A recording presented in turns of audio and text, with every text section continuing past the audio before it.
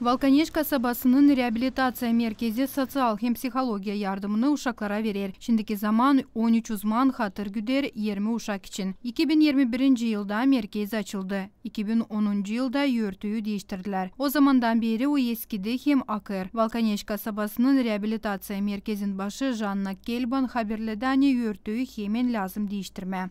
Во время дождя мы тут ходим со всем, что есть, не только ведра, и тазики, и тому подобное, для того, чтобы собрать вот эту вот воду. Yağmur yağarken biz kaplarla gezeriz ki suyu toplama. Bugün biz yok nice içensini yapalım. Bu problema çözülmeyecesine.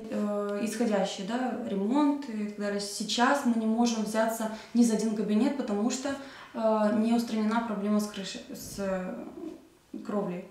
Волконеж'in реабилитация merkezi Primaria'nın balansında bulunur. Primar Viktor Petrioglu haberledani yörtünün yapılmasına deni yerli büdjette para koyuldu. Bu yılın küçük ayında kasaba sovetine yollandırıldı mektup. Ama şimdiye kadar karar bu soruş için belli değil. 1. Eylül'de bizde çekediği tabir toplantımız olacak.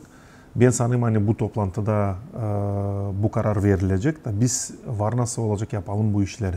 Saymaklara göre yörtüyü değiştirmediğini 250 bin lei lazım olacak. Marina Tapal, Yelena Radkogla, Sergey Georgiev, Artyom Tapal, GRT Haberler.